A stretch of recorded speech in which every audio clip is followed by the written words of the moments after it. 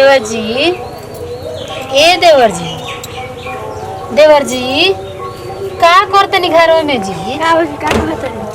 बैठी ना, कहतनी गैरनिया खेत में सवेरे बाप रे सब कोई के खेत में हेते हेते बाल धोइले बा आ इतना के मोट तनी जाई ना दूगो तूर ले बड़ी हमरा मन करता खाए हम अकेला ना जाए पकड़ा के जाए तो बड़ा मार पड़ी हमसा। एक दिन घर आई तुरंत पकड़ा रही तो ऐसा ऐसा बोले से का बताई लाजे लगता। अरे तब एगो काम करी ना, हमो चलतानी रउआ समय ठीक बा आ रउआ तूर के दे आ हम चुरवा ले आ चुरवा के लेके भागियो जाए आ। लेकिन एगो बात बा, एकदम तेजी में रहे ना तो पकड़ा जाए तो हमरा के छोड़ के मत भाग। ठीक बा? ठीक बा चल। सुनी ना बैठी पहले एगो बात कहतनी। अरे और भैया कहाँ गइनी?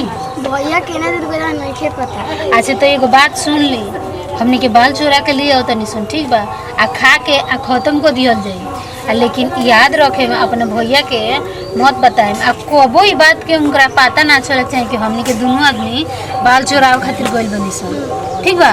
याद रही न आ कबो कहे ना न तो वो झगड़ा करे नहीं तो जाके कह देनी कोनो बात। ठीक बा? रो खाए हमो खाए बाकी झगड़ा मत लगाए, हम कह देता नहीं पहले। ठीक बच्चे एगो काम करी ना, रोवा जाई एगो बोरा चाहे झोरा ले ली।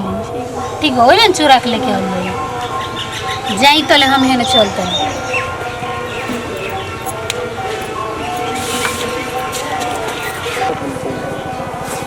अब वो बाल सब मोटिया ले ले बा। अरे जाता रे मैं दूधू को आज देख ले ससुरा दूधू को बाल धैले आई रे जाता है। अब बाकी को बात समझ में ना आते रे। तू तो दिन भर आता रहा घूमे में, अब मैं कोई को बाल चोरी हो गल बे। बाल चोरी होते देखे ले आते ना मैं हमका पता लगल कि बाल खूब चोरा चोरा के तुरंत सुबह सुबह आता है झाड़ा फिरे मैं बाल तुर लेता सर है। देखत रहिए ठीक बा, चलता नहीं वो साइड में देख ले चलता है।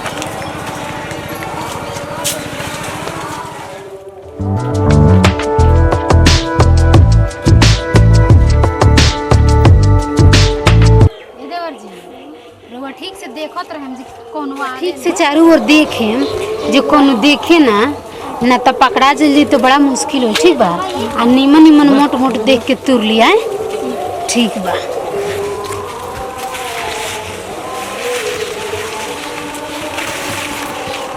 का करे मैंने सब तो इन्हें करी पातरे पातरे लौकता खूब बढ़िया से बीन बीन के देखी। ठीक बा? बाप रे तक देखता नहीं कितना बाल भोल भाई खेत में जी आ। ठीक से देखे में रहुआ ठीक बा देवर जी, खूब निमन निमन बीन के आ तनी रहुआ तूर ली आ तनी ध्यान देम जे कि मने कोनो देखी ना। ठीक बा? बाप रे खेत में कितना बाल बड़का बड़का धोइले बा जी। होई देखे ये देवर जी, होई देखे बाप रे बा आ तनी ध्यान में रखम। ठीक बा? देखो वो मोट है। हो देवर जी होई क्या बा ये दो हे तुरंत आनी। ठीक बा? बाप रे तो टूट तो नहीं खे धरी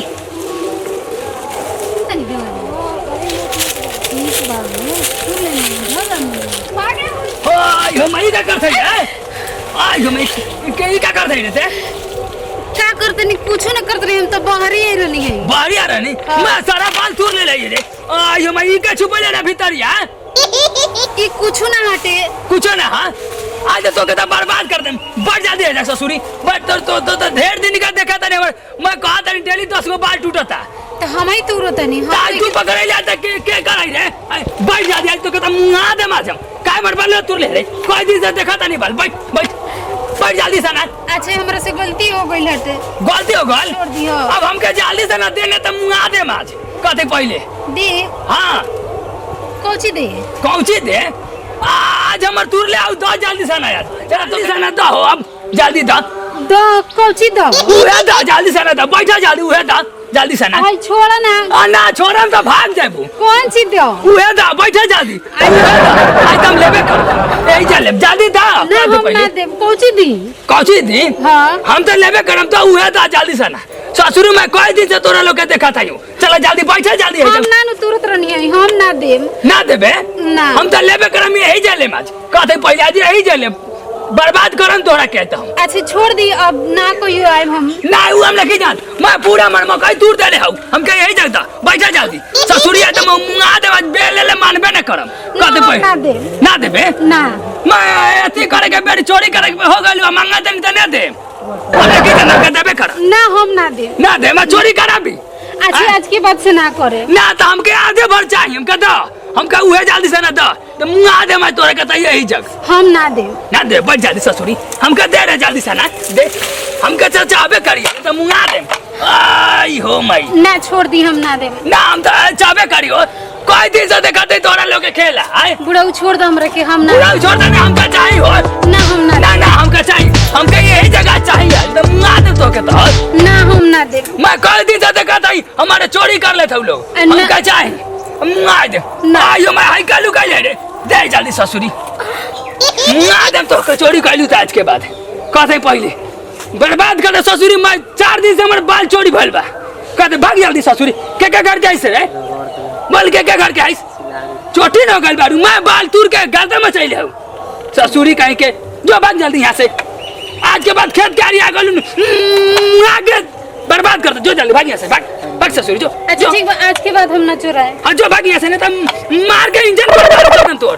मैं खेत में बहाना का गायबू लोग अब बाल हाल तूर के भीतर लुका लेवे लोग भीतर बर्बाद कर दे पहले भाग जल्दी यहाँ से जो भागने रे ससुरी ने तो बर्बाद कर दे बाबू जो यहाँ से जो ने तो मियाज घर में आई बा तो तारा के चोरी करत हो जो ठीक बा बाबा सुनी ना हम जाता हाँ। नहीं लेकिन गांव में केहू से कोहे मत तो हमारी इज्जत चल जाए हमर वो हमरा पति चोरी करे के बेरी इज्जत लोग का ससुर मार के बर्बाद कर दे चोरी के बेरी इज्जत ना लग गइल पकड़ा गलू तो इज्जत हो गइल ये भाग यहाँ से जो अच्छा एक बार से हम ना आए जो चुराए खातिर आज के बाद खेत पकड़ा गलू तो रेल के रख दम तारा के भाग यहाँ से जो ससुरा में बाल तूरा गले सब एकदम आओ हम तो कुछ हुआवरे समझत रहनी है ई कह जे बुढ़वा बाले पर बिता देहलस ना तो हमरा तो बुझाइला आज तो हम गोइनी काम से आ बुढ़वा बाल मांगता आ हम तो कुछ औरे समझत रहनी है हे भगवान बचा लेहलो चलो अपन बाल लेके गोई